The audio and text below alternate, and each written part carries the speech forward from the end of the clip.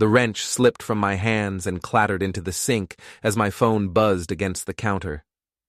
Water dripped steadily from the broken faucet I'd been wrestling with for the past hour, each drop echoing through my cramped apartment like a countdown timer. Evan Ford, former paramedic turned handyman, reduced to fixing his own plumbing on a Friday night while his ex-wife lived it up in our old house. I wiped my hands on a greasy towel and glanced at the caller ID. Lila. My 4-year-old daughter calling at 9:30 on what was supposed to be Valerie's weekend with her. "Hey, sweetheart," I answered, forcing cheerfulness into my voice. "Daddy?" Her whisper was barely audible over what sounded like loud music and adult laughter in the background. "Can you come get me? Please?" My chest tightened. "What's wrong, baby?" "Mom's new friend Nick is here with his friends. They're being really loud, and Nick said I have to sleep on the porch because they need my room for important grown-up stuff." I was already reaching for my jacket. "You're sleeping outside?" He put my sleeping bag on the porch. "It's raining, Daddy, and there's a scary dog next door that keeps barking." The apartment suddenly felt too small, the air too thin. I'd dealt with plenty of emergencies during my paramedic days, but nothing had ever made my hands shake like this. "Listen to me, Lila. Go to your room and lock the door. I'm coming right now, okay?" "Nick said you're not allowed to come here anymore. He said—" The line went quiet except for the background noise. Then I heard a man's voice, muffled but clearly agitated. "Lila? Lila? Are you there?" "I have to go, Daddy. I love you." The call ended. I stared at the phone for exactly 3 seconds, then grabbed my keys and headed for the door. As I jogged down the stairs, my mind was already working through possibilities. Valerie had introduced me to Nick exactly once, 2 weeks ago when I'd picked up Lila for my weekend. Tall guy, probably mid-30s, with the kind of practiced smile that never reached his eyes. He'd called himself a motivational speaker, which in my experience usually meant unemployed with good teeth. The rain was coming down harder as I climbed into my pickup truck. I pulled out my phone and scrolled through my contacts until I found Mrs. Greeley, the neighbor who lived across the street from my old house. Eleanor Greeley was 73 years old and had made nosiness into an art form. "Mrs. Greeley? It's Evan Ford." "Oh, hello, dear. Bit late for a social call, isn't it? I need a favor. Could you keep an eye on Valerie's house tonight? Maybe step outside and water your plants or something? At this hour, in the rain? Please, I'm worried about Lila." There was a pause. Mrs. Greeley had always liked Lila, and she'd never been particularly fond of Valerie. "That new boyfriend of hers has been coming and going all week," she said. "Loud music, strange cars. I'll keep watch." "Thank you. If you see anything concerning, call the police first, then me." Before we dive deeper into this story, I have one small request. Please subscribe, drop a like, comment, and hit that hype button to boost this channel so more people can discover these incredible Reddit stories. I hung up and started the engine. The drive to Maplewood Street took 12 minutes in good weather. Tonight, with the rain and my lead foot, I made it in 8. The house looked different somehow. Darker. There were 3 cars in the driveway instead of Valerie's usual one, and every light on the first floor was blazing. I could hear music and voices even from the street. I parked and walked around to the side yard, pulling out my phone to start recording. The sight that greeted me made my stomach drop. Lila's small pink sleeping bag was spread out on the covered porch, already damp from the wind-blown rain. Her stuffed elephant, Mr. Peanuts, lay in a puddle near the steps, soaked and muddy. I filmed everything, narrating quietly. Friday night, 9:47 p.m., child sleeping arrangements courtesy of Mom's new boyfriend. I picked up Mr. Peanuts and wrung out what water I could, then walked to the front door. Through the window, I could see Valerie laughing with a group of people I didn't recognize. Nick was holding court in the center of the room, gesturing wildly with a beer bottle. I rang the doorbell. The music didn't stop, but the conversation did. Heavy footsteps approached the door, and it swung open to reveal Nick. He was shirtless, wearing only jeans, and his breath reeked of alcohol. Well, well, the ex-husband. You're early, old man. Where's my daughter? Nick leaned against the doorframe, blocking my view. She's fine. Kids need to learn some independence, don't you think? I held up Mr. Peanuts. This was in a puddle, along with her sleeping bag. Accidents happen. Move! Something in my voice must have gotten through to him because he stepped back. I walked past him into the living room, where the conversation had stopped entirely. Valerie stood near the couch, wineglass in hand, looking like she'd rather be anywhere else. Evan, what are you doing here? Getting my daughter. Lila. You can't just barge in here, Nick said, following me. This is harassment. I ignored him. Lila, where are you, sweetheart? A door opened upstairs, and Lila appeared at the top of the staircase, still in her pajamas. Her face lit up when she saw me. Daddy! She ran down the stairs and threw her arms around my legs. I could feel her trembling. It's okay, baby. We're going home. The hell you are, Nick said. He moved to block the doorway again. Valerie, call the cops. This guy's violating the custody agreement. Valerie set down her wineglass. Evan, it's my weekend. Your weekend? I kept my voice level, aware that everyone in the room was watching. Your weekend includes making a 4-year-old sleep outside in the rain? That's not what happened. Really? Because I've got video of her sleeping bag on the porch, and this. I held up the muddy elephant. One of Nick's friends, a heavy-set guy with a goatee, laughed. Dude, it's just a stuffed animal. I looked at him for a long moment. What's your name? Frank. Why? Just wanted to know who I was talking to, Frank. I pulled out my phone again and started recording. Frank thinks it's funny that a 4-year-old's comfort object was left in the rain. Nick here thinks children should sleep outside to build character, and Valerie thinks this is appropriate supervision. Stop recording, Valerie snapped. Actually, I don't think I will. I kept the camera rolling as I knelt down to Lila's level. Sweetheart, can you tell me what happened tonight? Nick said his friends needed my room for important stuff. He gave me my sleeping bag and said I could pretend to be camping. Did you want to camp outside? She shook her head.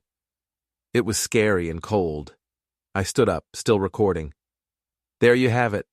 Direct testimony from a 4-year-old about tonight's childcare arrangements. Nick stepped forward. You think you're so smart with that phone? I've got witnesses that say you're trespassing and harassing us. Do you? I looked around the room. Anyone here want to go on record defending this situation? The silence stretched out. Finally, a woman I didn't recognize cleared her throat. Maybe we should call it a night anyway. Good idea, I said. Lila, go get your overnight bag. She's not going anywhere, Nick said.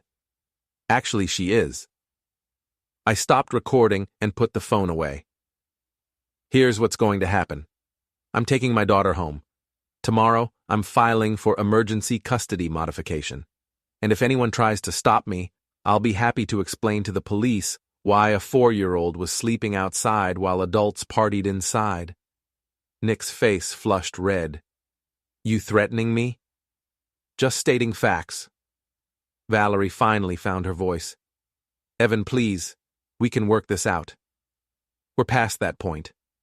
I looked down at Lila. Go get your things, sweetheart. As Lila ran upstairs, I could feel the tension in the room ratcheting up. Nick was clearly drunk and getting angrier by the minute. His friends were starting to look uncomfortable. Valerie kept shooting glances between us like she was trying to figure out how to salvage the situation. You know what your problem is? Nick said, swaying slightly. You can't handle that she's moved on, that she's with a real man now. I almost laughed. A real man who makes children sleep outside? That's your definition of masculinity? Better than some washed-up paramedic who couldn't even keep his wife happy. The room went quiet. I could hear Lila moving around upstairs. probably packing her little suitcase with the methodical care that always amazed me. "You're right about one thing," I said. "I couldn't keep Valerie happy, but I never put my daughter at risk to impress my drinking buddies." Nick took another step forward. "You calling me a risk?" "I'm calling you exactly what you are." Before he could respond, Lila came back downstairs with her backpack and dragging her small suitcase behind her. "Ready, Daddy." I picked up her suitcase and took her hand. "Let's go home, sweetheart." As we walked toward the door, Nick moved to block us one more time. "This isn't over," he said. I looked him in the eye. "You're absolutely right. It's not." The next morning, I sat in my kitchen watching Lila eat pancakes and trying to figure out my next move. She'd slept in my bed, curled up against me like she used to when she was smaller. Every time I'd started to drift off, I'd felt her little body tense up at some random noise from the street. "Daddy?" she said around a mouthful of pancake. "Are you mad at Mommy?" How do you explain adult dysfunction to a 4-year-old? "I'm disappointed in some of the choices she's making." "Because of Nick?" "Because she's not putting you first." Lila nodded solemnly. "Nick doesn't like me very much." "Why do you say that?" "He told Mommy I was too loud when I was just playing. And he said kids should be seen and not heard. What does that mean?" I felt my jaw clench. It means Nick doesn't understand children. His friend Frank was scary too. He yelled at Mommy when she said they couldn't use my room. I set down my coffee cup. "Frank yelled at your mom?" "Yeah, he said some bad words and threw his drink. That's when Nick said I had to sleep outside." I was starting to get a clearer picture of last night's events. "Did anyone else yell?" "The other man, Darius. He was mad about something on his phone. He kept saying someone was going to be in big trouble." 3 grown men, all agitated about something, taking it out on a 4-year-old. I pulled out my phone and started making notes. After Lila finished breakfast and settled in front of the TV with her cartoons, I called Paul Martinez, an old friend who worked IT support at Valerie's law firm. We'd stayed in touch after the divorce, mostly because Paul had never liked the way Valerie treated people she considered beneath her. "Evan, what's up, man?" "I need a favor. What can you tell me about Valerie's new boyfriend?" "The motivational speaker, Nick something?" "Nick Caro." "Yeah, that's him." "Why?" "He's putting Lila at risk. I need to know what I'm dealing with." There was a pause. "Meet me at Murphy's Diner in an hour, and Evan, bring cash." Murphy's Diner was the kind of place where truckers and construction workers grabbed coffee before dawn shifts. The booths were cracked vinyl, and the coffee was strong enough to wake the deceased. Paul was already there when I arrived, hunched over a laptop in the back corner. "You look like hell," he said as I slid into the booth across from him. "Long night. What did you find?" Paul glanced around the diner, then leaned forward. "Your ex-wife's boyfriend has an interesting history. 3 assault charges in the past 5 years, all dropped or pleaded down." "Assault?" "Bar fights, mostly. But there was one domestic situation 2 years ago. Ex-girlfriend filed a restraining order, then mysteriously withdrew it a week later." I felt something cold settle in my stomach. "What else?" "He's been sued twice for fraud related to his motivational speaking business. Both cases settled out of court. And here's the kicker. He's currently under investigation by the State Attorney General's office for running an unlicensed investment scheme." Paul turned his laptop around so I could see the screen. Nick's mugshot stared back at me from what looked like a court database. "How did you get this?" "Let's just say Valerie's not the only one at the firm who knows how to access public records." Paul pulled out a USB drive. "Everything's on here. Court documents, police reports, financial records. Most of it's public information, just takes some digging." I pocketed the drive. "What about his friends? Frank and Darius?"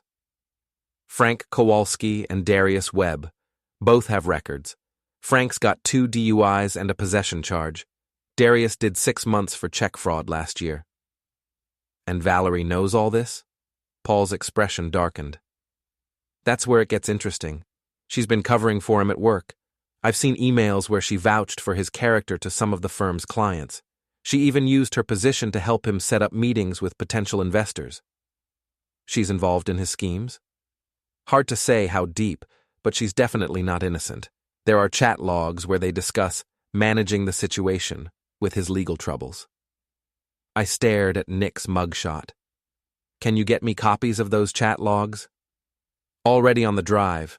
But Evan, be careful how you use this stuff. Some of it might not be admissible in court, and if Valerie finds out I'm the source, she won't, I promise. Paul closed his laptop. There's something else.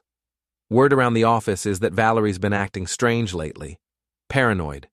She's been asking IT to check her computer for monitoring software. Wants to know who has access to her files. She suspects something? Or someone's making her nervous. Could be the Attorney General's investigation is closer to home than she thought. I thanked Paul and headed home, my mind racing. The USB drive felt like it was burning a hole in my pocket. I had evidence of criminal behavior, proof that Valerie was involved with dangerous people, and documentation of Nick's history of violence. But I needed more than just evidence. I needed a strategy. Back at my apartment, I set up my laptop and started going through Paul's files. The picture that emerged was worse than I'd imagined. Nick wasn't just a small-time con artist. He was running a sophisticated operation targeting elderly investors. The motivational speaking was just a front to identify potential victims, and Valerie wasn't just covering for him. Based on the chat logs, she was actively helping him research targets and providing legal advice on how to structure his schemes to avoid prosecution. One exchange from 3 weeks ago made my hands shake. Nick. The Ford situation is getting complicated. Kid's always around when we need privacy. Valerie. Working on it. Evan's been pushing for more custody time anyway. Might be easier to just let him have her most weekends. Nick. What about the other thing we discussed? Valerie. Still thinking about it. Big step. Nick. Kids are resilient, and we need the space for the new operation. I read the exchange 3 times, trying to interpret what the other thing might be. Whatever it was, it involved Lila, and Valerie was considering it. My phone buzzed with a text from an unknown number. Stay away from things that don't concern you. I screenshot the message and added it to my growing file. Then I called Mrs. Greeley. Eleanor, it's Evan Ford. Did you see anything unusual at the house last night after I left? Oh my, yes. That boyfriend of hers had quite the tantrum after you drove off. Threw something through the front window. Looked like a beer bottle. Then he and his friends loaded up their cars and drove off, tires squealing and everything. What about Valerie? She came outside in her robe, crying, spent about 20 minutes picking up glass. I almost went over to help, but then she went back inside and turned off all the lights. Has Nick been back today? Haven't seen him, but there was a different car there this morning. Black sedan, tinted windows, looked official. My pulse quickened. Official how? Like police maybe, or government? It was there for about an hour, then left. After I hung up, I sat staring at my laptop screen. The Attorney General's investigation was apparently moving faster than Nick had anticipated, which meant he was going to be desperate, and desperate people made dangerous decisions, especially when they had access to my daughter. I called Valerie's number. It went straight to voicemail. Val, it's me. We need to talk. Call me back. Then I called my lawyer, Janet Morrison, and left a similar message. Emergency custody hearings were complicated, but I had enough evidence now to make a compelling case. My phone rang. Unknown number again. Hello? Heavy breathing then. Drop it, or you'll regret it. Who is this? Someone who knows where you live, and where you work, and where that little girl goes to preschool. The line went quiet. I sat there for a full minute, processing what had just happened. Then I called the police and reported the threatening phone calls. The desk sergeant took my information and promised to send an officer by later to take a formal statement. It wasn't enough. I needed to move faster. I opened my laptop and started typing up a formal complaint to file with Child Protective Services. If I was going to war with Nick and Valerie, I needed every weapon I could get, and I was definitely going to war. Monday morning, I dropped Lila off at Little Sprouts Preschool and had a long conversation with the director, Ms. Alvarez. I explained the custody situation and provided her with copies of the threatening text messages and a formal letter stating that only I was authorized to pick up Lila until further notice. Mr. Ford, is Lila in danger? Ms. Alvarez was a no-nonsense woman in her 50s who'd been running the preschool for 20 years. I hope not, but her mother's boyfriend has a history of violence, and I'm concerned about the people he associates with. We'll keep extra watch. And Mr. Ford, Lila mentioned some things during circle time this morning that concerned me. My stomach dropped. What kind of things? She told the other children about sleeping outside in the rain. She also said the loud men at her mommy's house made her scared. Did she say anything else? She asked if it was normal for grown-ups to yell and throw things when they're mad. I assured her it wasn't, but I think she needs some reassurance from you, too. I spent another 10 minutes going over safety protocols with Ms. Alvarez, then headed to the courthouse to file my emergency custody petition. Janet Morrison met me there with a thick folder of documents. This is good evidence, Evan, but it's going to be an uphill battle. Judges don't like to disrupt custody arrangements without clear proof of immediate danger. A man with multiple assault charges made my 4-year-old sleep outside. How is that not immediate danger? Because technically, she wasn't harmed. She was on a covered porch, and it was only for a few hours. What about the threatening phone calls? From unknown numbers that can't be traced to Nick directly. Janet sighed. I'm not saying we won't win. I'm saying we need to be prepared for a fight. We filed the paperwork and requested an expedited hearing. The earliest available date was Thursday, 3 days away. That afternoon, I drove to Valerie's law firm. The receptionist told me she was in court, but I decided to wait. Paul had mentioned that Valerie usually returned to the office around 4 to handle paperwork. At 4:15, she walked through the front door looking harried and tired. She saw me immediately and her face went pale. We need to talk, I said. I'm busy. Make time. She glanced around the lobby, clearly uncomfortable with the public setting. 5 minutes. Conference room B. The conference room was all glass walls and expensive furniture. Valerie closed the door and turned to face me, arms crossed. What do you want, Evan? I pulled out my phone and played the recording from Friday night. Her face went white as Lila's voice filled the room, describing Nick's demands that she sleep outside. That's taken out of context, she said when it finished.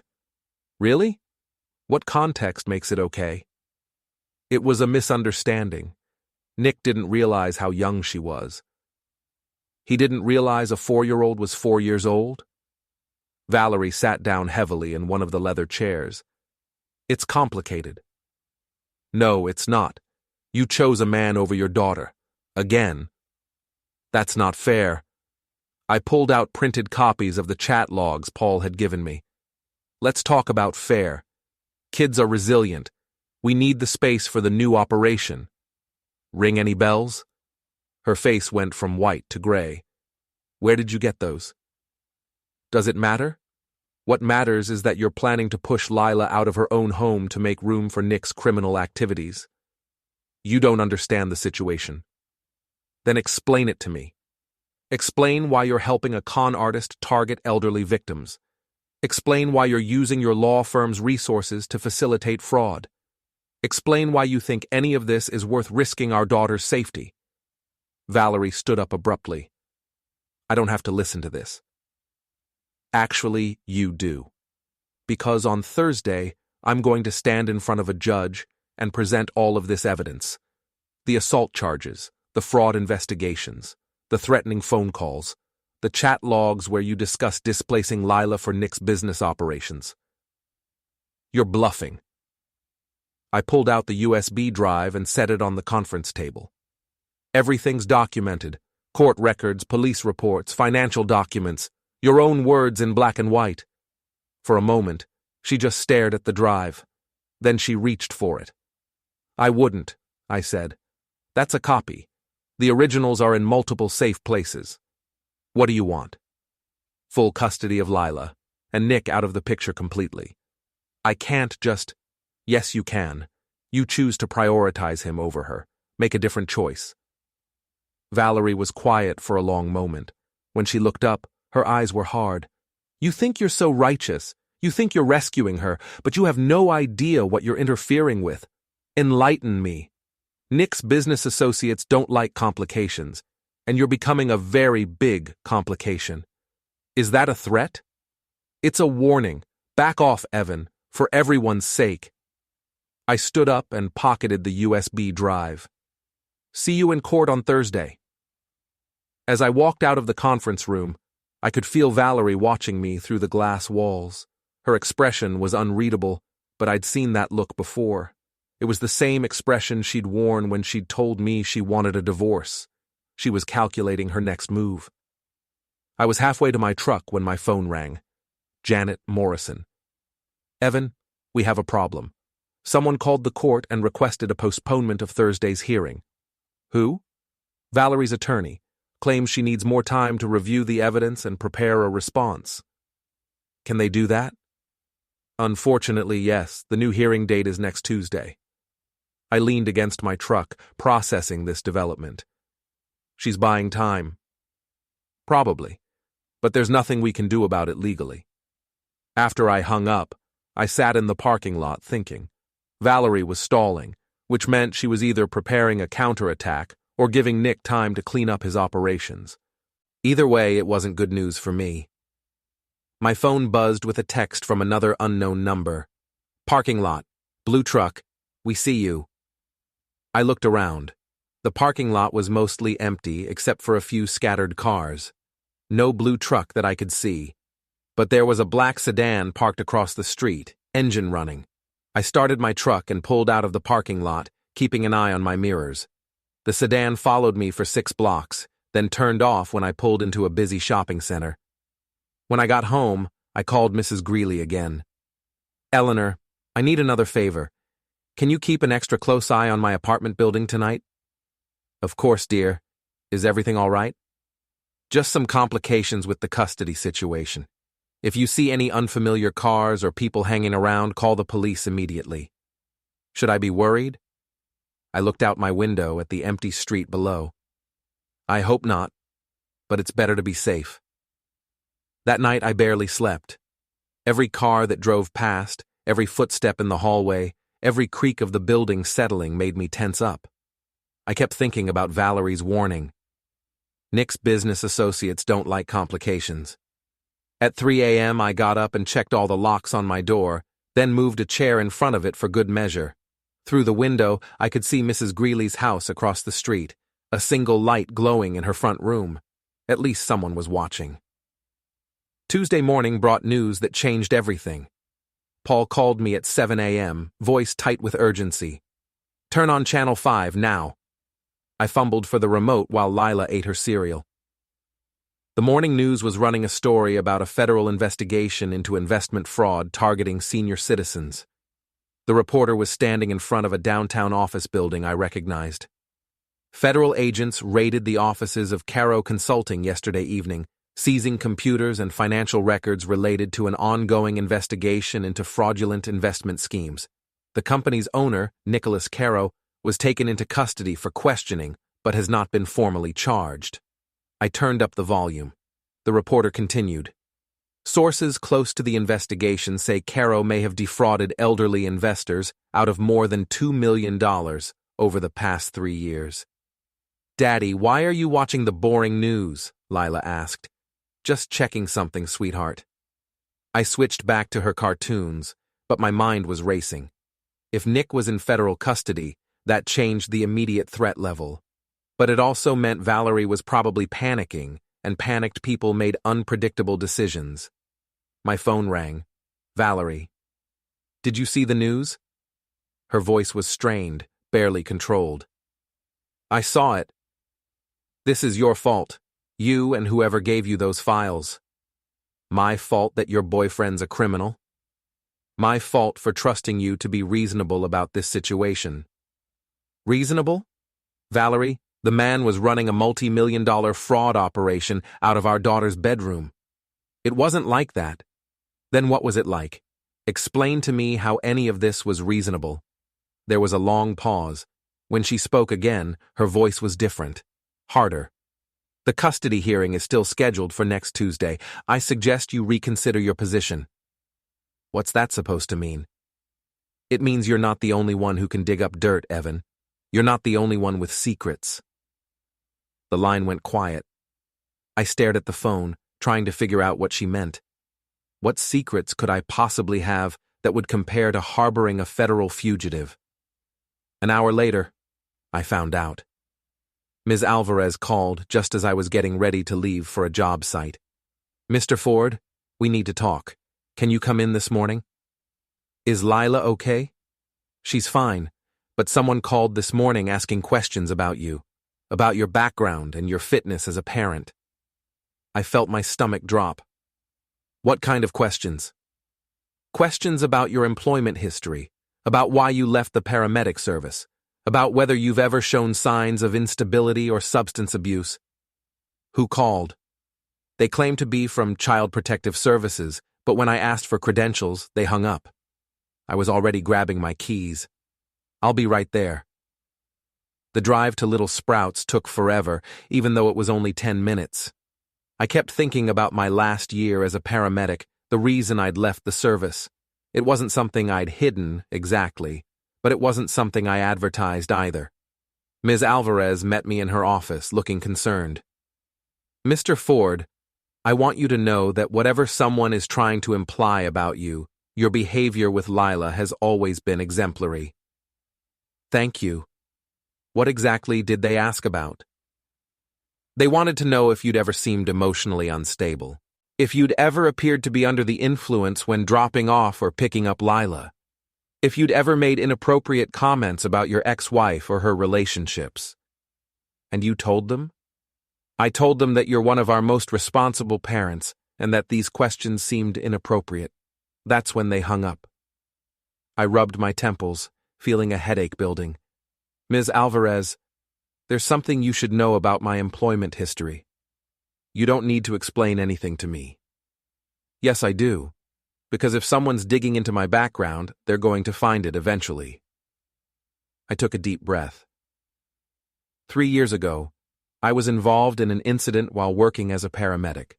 We responded to a domestic violence call, and the situation escalated. The perpetrator attacked my partner with a knife, and I used excessive force to subdue him. Were you charged with anything? No. It was ruled justified use of force. But the department suggested I take some time off to deal with the psychological impact. I never went back. Ms. Alvarez nodded slowly. And that's why you became a handyman. That's why I left emergency services. I realized I'd lost the emotional distance necessary to do the job safely. Mr. Ford, what you're describing sounds like a normal human reaction to a traumatic situation.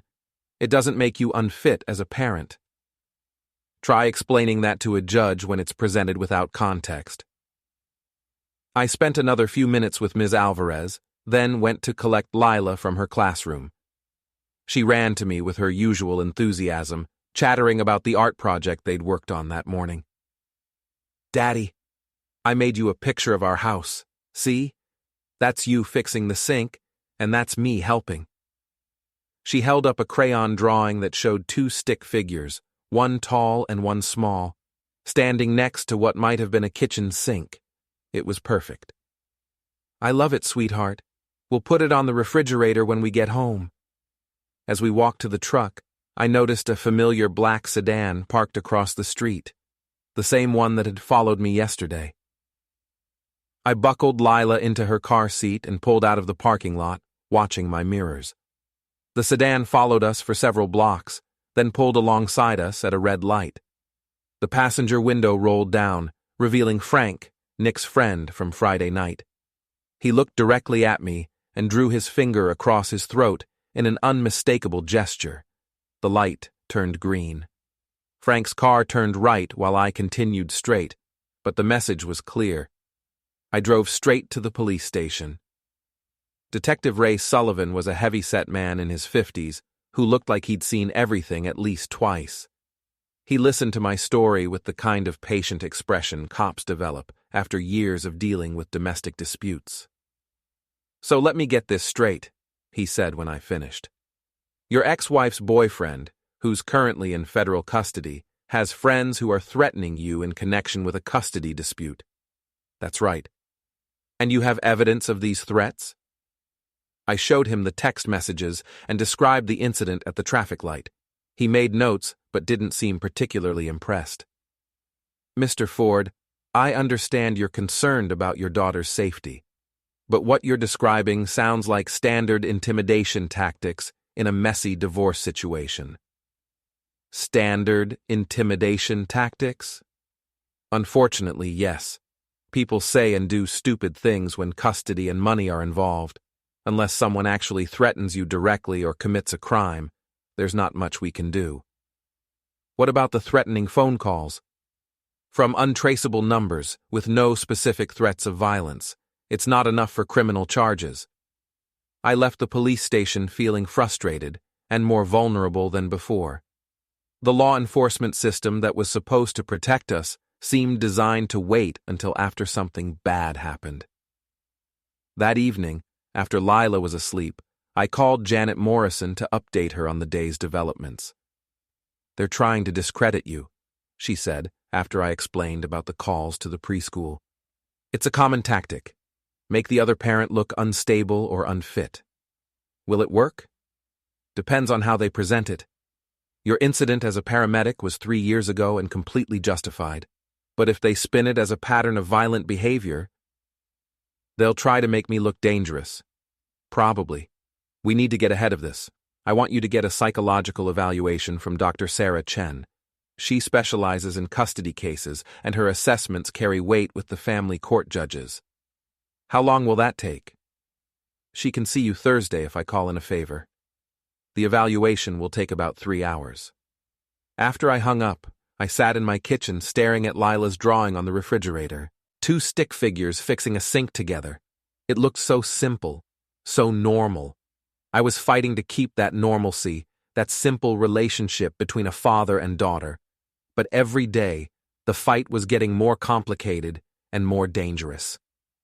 My phone buzzed with another text from an unknown number. "Cute kid.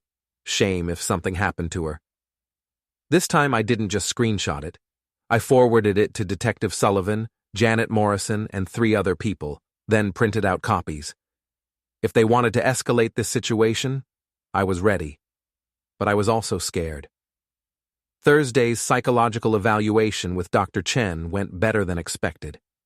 She was a soft-spoken woman in her 40s who seemed genuinely interested in understanding the situation rather than just checking boxes on a form. "Mr. Ford, your response to the paramedic incident shows healthy self-awareness," she said as we wrapped up the session. "Recognizing that trauma had affected your judgment and removing yourself from that environment was actually the responsible choice. Will that help in court? I'll be recommending that you retain custody. Your daughter clearly has a strong, healthy attachment to you, and you've demonstrated good judgment in protecting her from a potentially harmful situation." I left Dr. Chen's office feeling cautiously optimistic for the first time in weeks. But that optimism evaporated when I got home and found my apartment door slightly ajar. I called out for Mrs. Greeley, who had been watching Lila but got no response. Heart pounding, I pushed the door open and stepped inside. The living room had been ransacked. Couch cushions were scattered, books pulled from shelves, drawers emptied onto the floor. But I could hear voices from the kitchen, Mrs. Greeley's voice and Lila's. I found them sitting at my kitchen table, Mrs. Greeley holding Lila on her lap while my daughter colored in a book. "Daddy!" Lila jumped down and ran to me. Mrs. Greeley and I are having a tea party while the messy men clean up. Messy men? Mrs. Greeley's eyes were sharp with anger. 3 men broke in about an hour ago, turned the place upside down looking for something. When they heard Lila and me coming up the stairs, they ran. Did you call the police? Of course. They just left. Took some pictures, dusted for fingerprints, said it looked like a professional job. No obvious prints, nothing obviously stolen. I looked around the kitchen. It had been searched, too, but more carefully than the living room. Cabinet doors hung open, but nothing was broken. What were they looking for? I asked. Based on what they focused on? Documents, computer files. They spent most of their time going through your desk and filing cabinet. The USB drive. They were looking for Paul's evidence files. Mrs. Greeley, I need to ask you a huge favor. Can you take Lila to your house for a few hours while I deal with this? Of course, dear. Come on, Lila. Let's go make some real tea and cookies. After they left, I surveyed the damage more carefully. Whoever had done this was thorough, but not destructive for the sake of destruction. They'd been looking for something specific. I checked my hiding spots. The USB drive was still taped under my bathroom sink. My backup copies of the documents were still in the safety deposit box at the bank. But they'd found and taken my laptop, along with several folders of printed materials. My phone rang. Unknown number. You found our message, I see. Frank? Smart boy, here's the thing. You've got something that belongs to us. We want it back.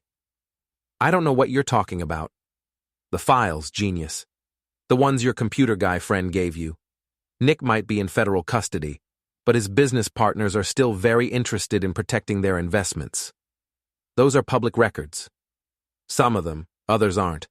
Others could get people in serious trouble if they ended up in the wrong hands. Like a judge's hands? Like anyone's hands. You've got until Sunday to turn over everything you copied, all of it, digital, printed, whatever. And if I don't? Let's just say your daughter's preschool has very friendly teachers. Be a shame if one of them had an accident. The line went quiet. I stood in my destroyed living room, shaking with rage. They'd crossed the line from intimidation to direct threats against Lila. I called Detective Sullivan and reported the break-in and the phone threat. This time, he seemed more interested. Direct threats against a child change things, he said. We can put extra patrols around the preschool and your building, but Mr. Ford, you need to consider whether this custody fight is worth the risk. You're suggesting I give up? I'm suggesting you think about what's most important, winning a legal battle or keeping your daughter safe. After he left, I sat among the debris of my apartment and tried to think clearly. Frank and his associates wanted the evidence files. Valerie wanted to discredit me in court. Nick was in federal custody, but apparently still pulling strings through his business partners. And in the middle of it all was Lila, a 4-year-old who just wanted to feel safe and loved. I made a decision. Saturday morning, I called Valerie. We need to meet, just us. No lawyers, no Nick's friends, no games. I'm listening. Murphy's Diner, 1 hour. Come alone. She was already there when I arrived, sitting in the same back booth where Paul had shown me Nick's criminal history. She looked tired, older than her 38 years. You look terrible, she said as I sat down. Someone broke into my apartment Thursday, tore the place apart looking for files. I heard. You heard? Frank called me. He's not very happy with you. I leaned forward. Valerie, this has gone too far. They're threatening Lila directly now. No one's going to hurt Lila. How can you be sure? You're dealing with people who defraud elderly victims out of their life savings. You think they have moral boundaries when it comes to children? She was quiet for a moment, stirring her coffee absently. What do you want, Evan? I want you to walk away from all of this. Nick, Frank, the whole operation. Focus on being Lila's mother. It's not that simple. Why not? Because I'm in too deep. The federal investigation isn't just about Nick's investment schemes. They're looking at everyone who helped him, everyone who provided legal advice or client referrals. You could cooperate with them, turn state's evidence against people like Frank and Darius? Do you have any idea what they do to people who cooperate with federal investigations? For the first time since this whole mess started, I saw real fear in Valerie's eyes. She wasn't just protecting Nick or trying to win a custody battle. She was trying to survive. "There's another way," I said. "What way?" "We end this. All of it. You testify against Nick and his associates in exchange for immunity. I withdraw the custody petition and we go back to our original arrangement." "You'd do that? For Lila's safety?" "Yes." Valerie stared at me for a long moment. "What about the evidence files?" "I turn them over to the federal investigators. Let them handle Frank and Darius. And if Frank decides to retaliate anyway? Then we deal with that together, as Lila's parents." She was quiet for several minutes considering. Finally, she nodded. "Okay, but we do this right. I want protection for all of us before I talk to the feds." "Agreed." We shook hands across the table, a truce forged out of mutual fear and shared love for our daughter. Monday morning, I called the FBI field office and asked to speak to the agent in charge of the Caro investigation. Agent Jennifer Walsh was a sharp-eyed woman in her 40s who listened to my story with professional interest. "Mr. Ford, what you're describing could be very helpful to our case. But I need to be clear. If your ex-wife has been actively participating in fraudulent activities, she could face serious charges. She's willing to cooperate fully in exchange for immunity. That's not my decision to make, but I can arrange a meeting with the prosecutor." Tuesday's custody hearing was postponed again, this time at my request. Instead, Valerie and I spent the morning in a federal building downtown, going through boxes of evidence with prosecutors and FBI agents. The scope of Nick's operation was staggering. Over 3 years, he'd defrauded more than 40 elderly victims, many of whom had lost their entire retirement savings. Valerie's legal expertise had helped him structure the schemes to avoid detection and provided legitimacy when victims grew suspicious. "Mrs. Ford," Agent Walsh said during a break in the questioning, "your cooperation is valuable, but you'll need to testify in open court. Are you prepared for that?" "If it means my daughter stays safe, yes." Wednesday evening, Agent Walsh called with news. "We arrested Frank Kowalski and Darius Webb this afternoon. Search warrants on their properties turned up evidence linking them to several other criminal enterprises. They won't be bothering you anymore." "What about Nick?" "He's agreed to plead guilty to federal fraud charges in exchange for a reduced sentence. He'll be in prison for at least 8 years. Thursday morning, I picked up Lila from preschool and drove to our favorite park. We spent the afternoon on the swings and slides, just being father and daughter without the weight of legal battles and criminal investigations hanging over us. "Daddy," she said as we shared an ice cream cone on a park bench, "are you and Mommy going to stop being mad at each other?" "We're working on it, sweetheart." "Good. I don't like it when grown-ups are mad." "I know, and I promise we're going to do better." That evening, Valerie came by to pick up Lila for her regularly scheduled weekend. We stood in my doorway, awkward but civil. "Thank you," she said quietly, "for giving me a chance to do the right thing. Thank you for taking it. I know I made terrible choices. I know I put her at risk. We both made mistakes. What matters is that we learned from them." She nodded, then knelt down to Lila's level. "Ready for our weekend, baby girl?" "Yes. Can we make pancakes tomorrow?" "Absolutely." As I watched them drive away, I felt something I hadn't experienced in months. Peace. Not the kind of peace that comes from winning a battle, but the kind that comes from knowing your child is safe and loved. My phone buzzed with a text from Paul. "Heard the news. Drinks to celebrate?" I typed back, "Rain check. I've got some cleaning up to do." I spent the evening putting my apartment back together, hanging Lila's artwork on the refrigerator, and planning our next weekend together. Simple, normal things. The kind of things that matter most.